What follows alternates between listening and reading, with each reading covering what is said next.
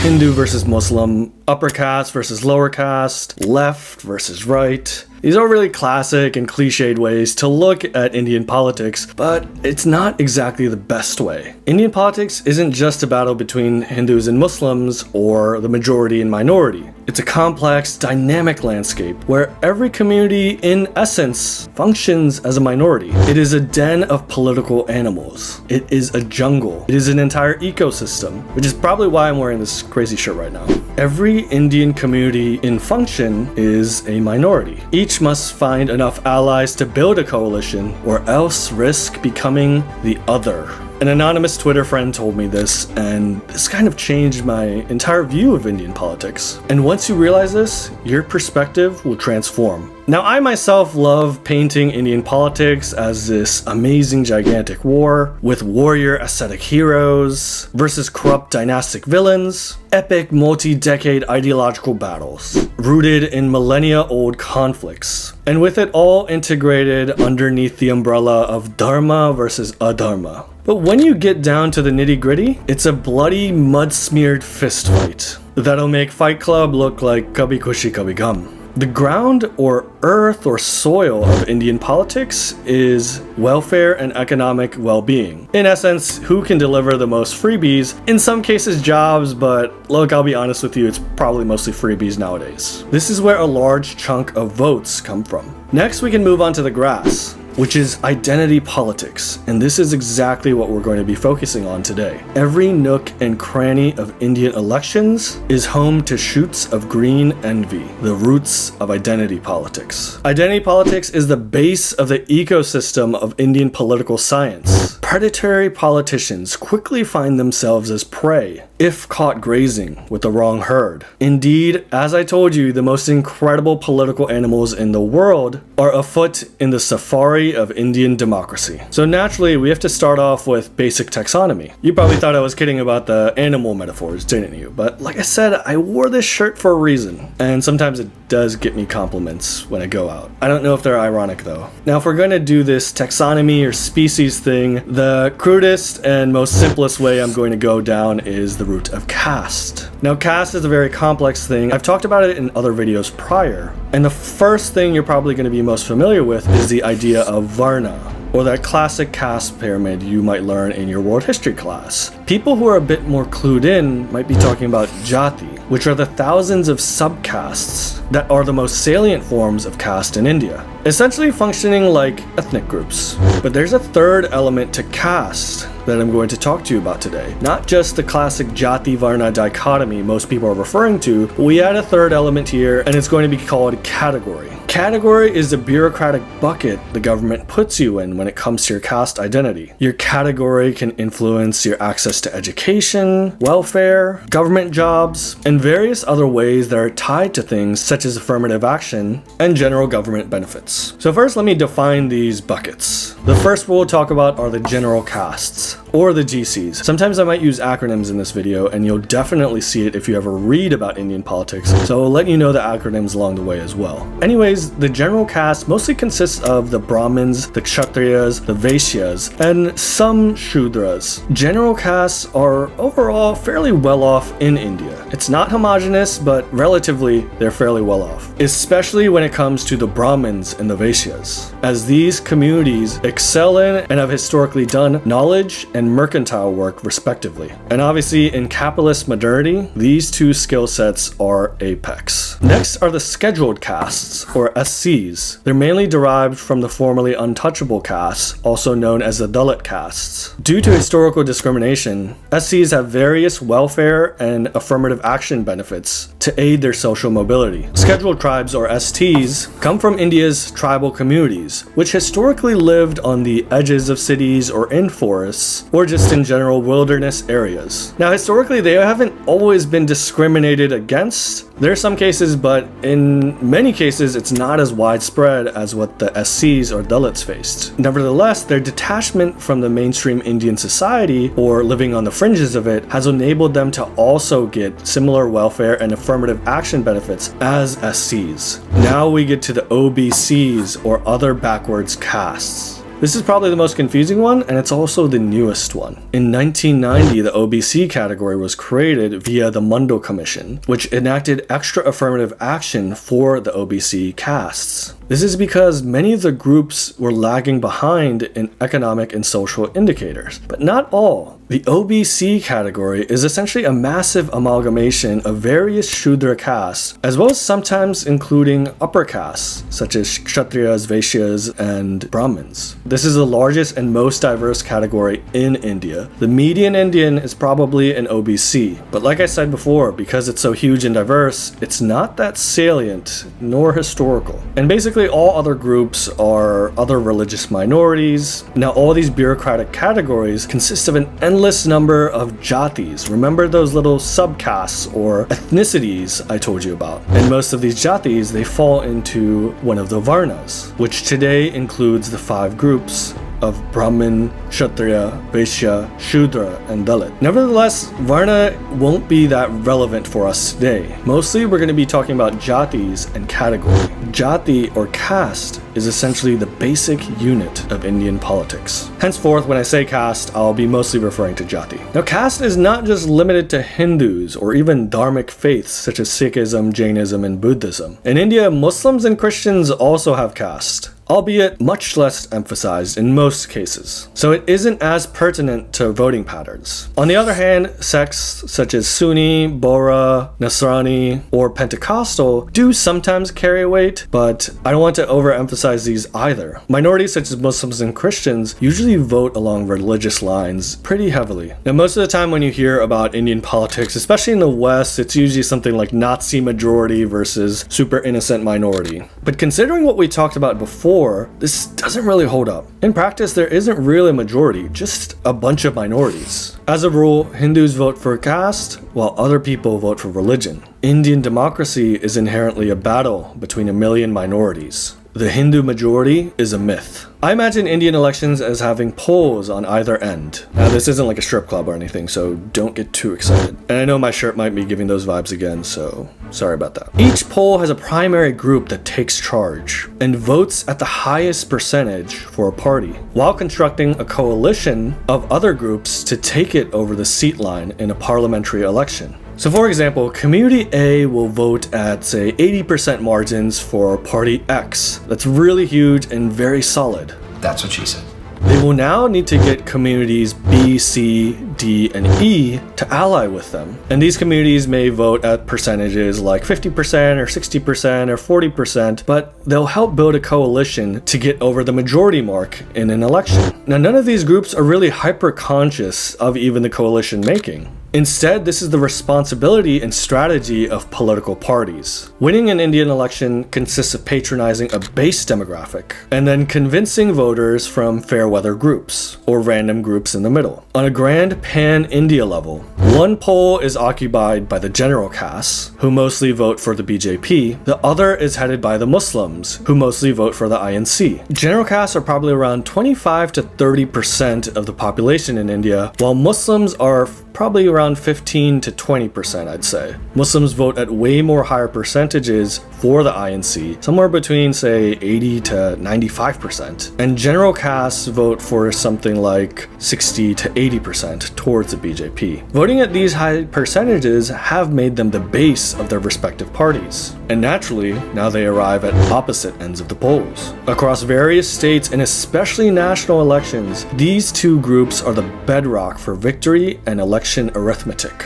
In the years prior, the INC created a domineering coalition of Brahmins, who are part of the general category group we talked about, Muslims, and scheduled castes, to repeatedly defeat a fragmented opposition. Being a pole has its perks, particularly a strong say and representation within your party's ranks. But it also means accommodation of other blocs. This happens through things like giving representation to other groups in the party, targeted identity-based welfare, and sometimes affirmative action, known as reservation in India. It also means that these poles will be on the receiving end and have to mount an offensive against the other pole. These are the groups that give give the most as well as take the most. The opposite pole must be fashioned as the other. Now, the idea of the other is extremely important here. A lot of Indian politics is arguing whether general castes or Muslims are worse for the rest of the crowd. Which other causes a bigger sorrow for society? Is it the general caste and his apex, the Brahmin, who are cast as oppressors of all other castes, conspiring amongst themselves to hoard India's riches and ranks? Or is it the Muslims who have been framed as traitors of the nation and gluttons feasting on appeasement? Each pole must stoke hatred against the other and prove who is the real other.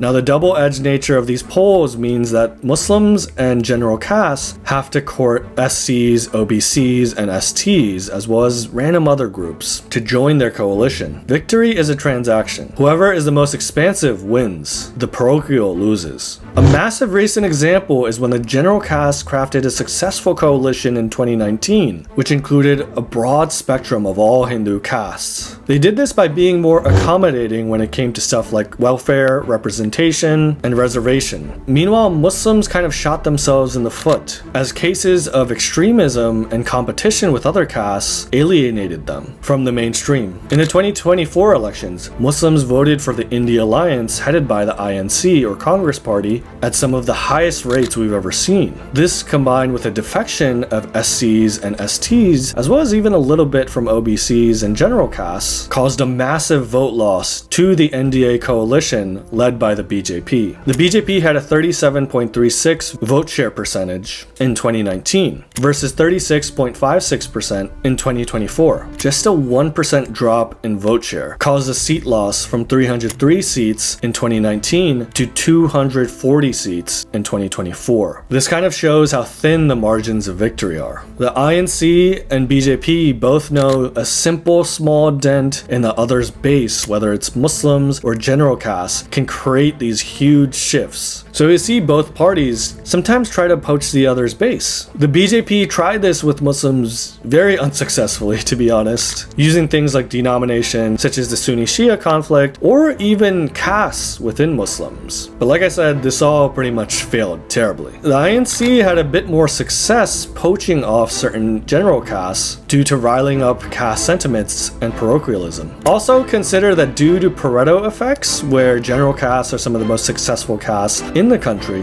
they're represented in the leadership positions of both poles, both the INC and the BJP. They're also more palatable to the generally Hindu masses, no matter the caste, so that's why you'll see a lot of them in the INC, even though the main pole are Muslims. Now, Indian politics has more levels to it than the Super Mario franchise. While naturally we see this binary conflict between general castes and Muslims, various states express these dizzying permutations of inter and, more intriguingly, intra-caste battles. This is how these minorities become a million. The middle group. The groups that are courted, OBCs, SCs, and STs. Remember, these are bureaucratic categories. They're kind of new when it comes to Indian history. So that means they're very, very diverse and heterogeneous. Within each bureaucratic bouquet are thistles of different castes, prickling against each other in agitation and argument. Jatis within OBC, SC, and ST categories also are in competition with each other. In this way, some of these jatis or castes become known as dominant castes, while the others are known as non-dominant castes. Dominant castes in OBC categories, and sometimes even SC categories, obtain the moniker of being dominant through cornering power in ways such as land ownership, monopolizing economic niches, or simply just being more well-off than non-dominant castes. We also see this phenomenon within religious minorities, such as the Jat Sikhs in Punjab, or certain Christian tribal groups in the Northeast. Caste conflict frequently erupts between these OBCs, SCs, and STs. This means caste oppression is not just the domain of upper castes, a fact that will no doubt escape the yellow journalism of people known as South Asia analysts today. Beyond the black and white of how Indian democracy is painted, numerous state elections boil down to a battle between dominant and non-dominant castes. Now these dominant castes, especially these dominant OBC castes, they are criminally under-discussed when it comes to Indian politics. They aren't convenient to a lot of narratives and cliches that you might have heard when it comes to Indian politics. These castes hold substantial sway over rural land ownership. In a country where almost 43% of the workforce is involved in agriculture, their might is brutally enforced in an almost medieval feudal fashion. As a result, much of India still hasn't escaped from these muddied clutches of feudalism. However, in a twist of irony, sometimes these dominant feudal castes can become the catalyst for industrialization and capitalism. The most striking result of this economic evolution is the birth of regionalism as a bulwark of dominant caste interests against centralizing power centers such as the INC and especially the BJP. Why would these dominant castes, who are some of the most socially conservative in India, not want to ally with the right-wing party of the BJP? The answer again lies in the feudal aspect of castes. Despite certain regional parties engaging in pro-business and pro-industrialization, the BJP remains the biggest threat to these dominant feudal castes because they usually propose a higher degree of reform, something that destroys the economic monopoly many of these castes have, whether it comes to land, labor, or agriculture reforms. Secondly, it's also because in many cases the BJP is the vanguard of non-dominant castes against these dominant castes, whether SC or OBC. The feudal castes want to become the arbiters of industrialization and capitalism on their own terms. The BJP is a threat to their cornering of their economic surplus and monopolies. Again, this is an ideal strategy. In the recent 2024 elections, some non-dominant SCs and OBCs switched away from the BJP, probably due to factors like rural distress, a lack of freebies from the BJP, and also even misinformation about things like the BJP removing affirmative action. But this is also a successful example of the INC and their Indie Alliance coalition convincing these groups to hop onto their pole.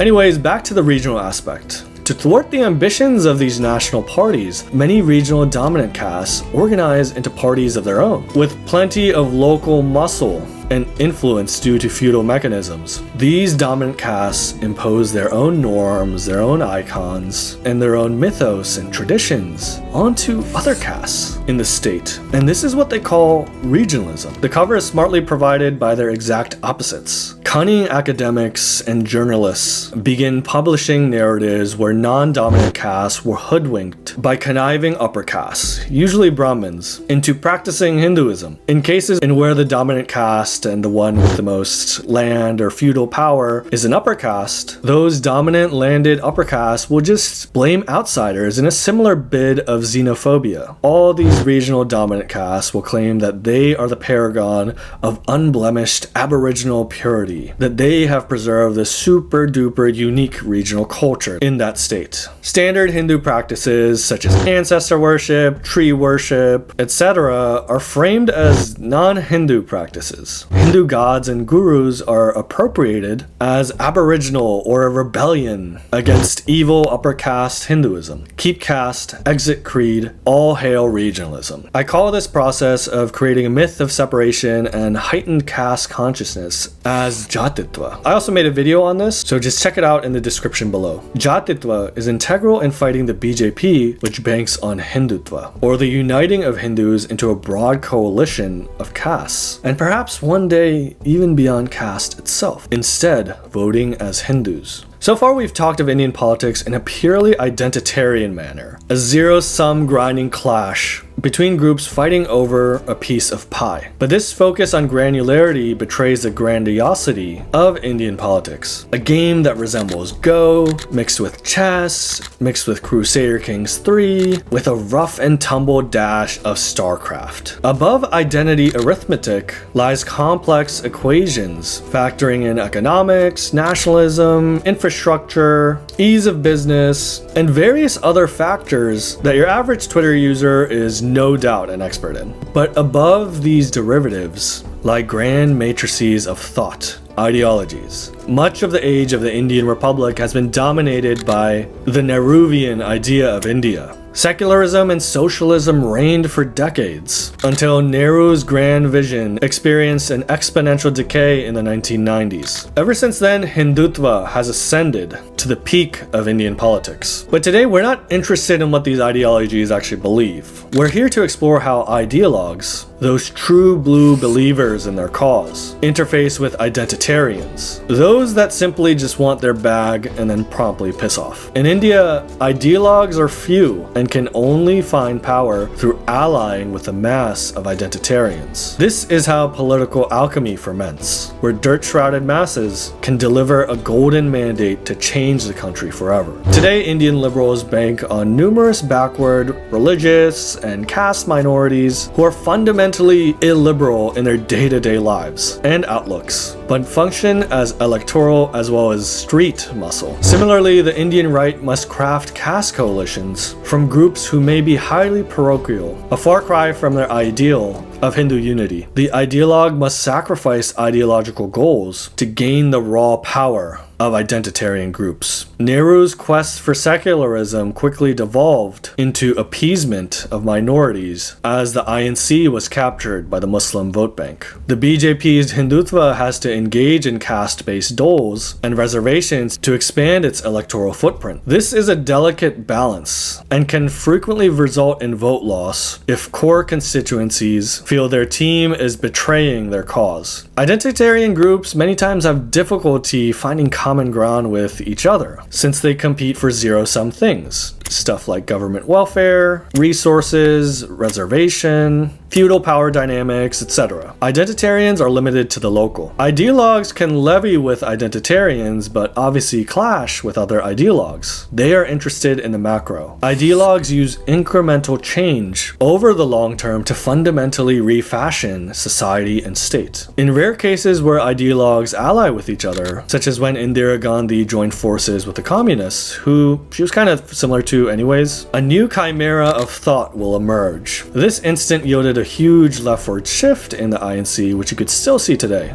So essentially, ideologues are the brain of the coalition, while identitarians are the muscle and the mass. The ideologue is much more rational than the identitarian, who trades for bullets and butter. The ideologue does not respond to usual political incentives as an identitarian would. The ideologue gazes at the horizon, believing in their ideals even if the present circumstances are dim. They are powered by a long-term belief that the sun of victory will rise on the horizon, rather than being interested in an immediate profit, which is the onus for an identitarian. The ideologue also grants upward mobility for identitarians within their structure. Remember, ideologues are usually elite and intellectual, so they're in the upper echelons of society. They have a bit more access, they have a bit more control and power. They have an aesthetic to them. Identitarians who stay in this structure or aesthetic long enough eventually start to look like ideologues, and sometimes even influence that ideology themselves. The ideologue wants to convert identitarians. Time is the confidant of the ideologue. By ensuring spurts of resources and placation to identitarians, the ideologue spends more time and power, and solidifies long-term ideological impact, as well as the identitarians drift towards ideology. So you could kind of see how these million minorities start to coalesce and transform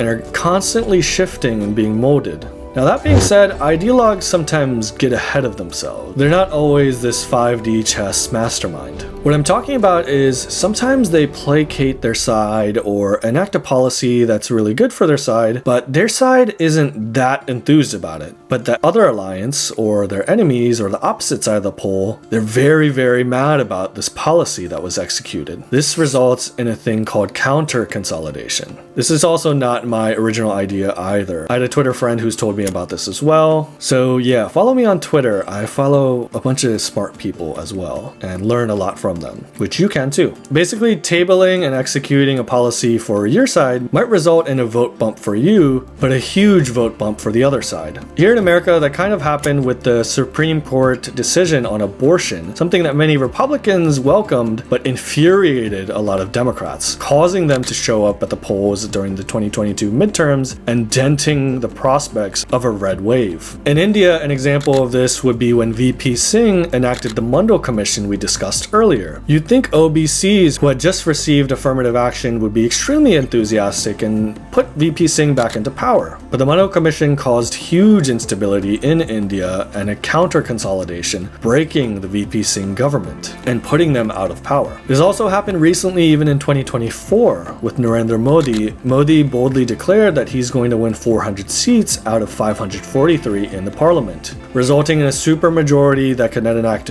big ticket decisions on India. He didn't really say exactly what decisions there will be, which was his fatal mistake here. The INC galvanized SCs spreading misinformation, including even some AI deepfakes, that the BJP is going to change the constitution and remove reservation or affirmative action. Concurrently, Muslims showed up to the vote booth in a big counter-consolidation as they thought the BJP would get rid of India's secularism and make it into a Hindu state if the BJP won 400 seats. These groups would counter-consolidate heavily, causing a massive seat loss to the NDA and BJP. Now, while they came back to form a government, they lost a single-party majority, which gives them a lot less wiggle room when it comes to policy and stability. The BJP's core constituents just weren't enthused about this 400 bar slogan. All in all, you can see this theory is kind of multi-leveled. When it comes to the million minorities, then the dominant versus non-dominant, and then the identitarian versus ideologue, and then the counter-consolidation. So it's a crazy framework, but explains a lot of Indian politics overall.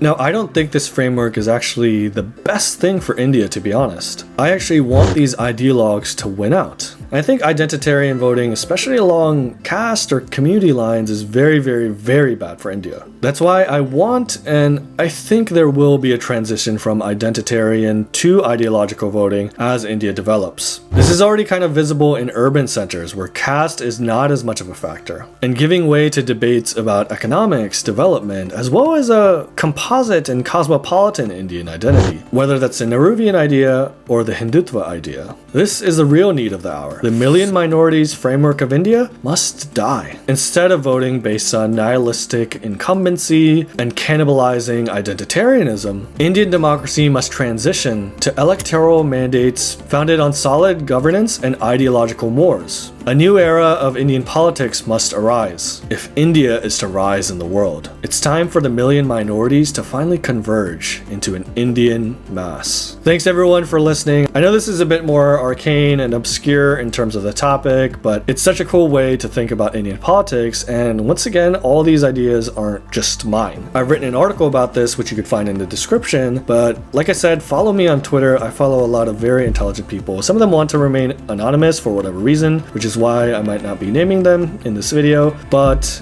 anyways, yeah, definitely follow me, engage with me. I love learning from you, and as always, like, comment, share, subscribe, comment on my shirt, boost that algo for me, and let's lift off. Thanks again. This is Akshar from the Emissary. Have a good one.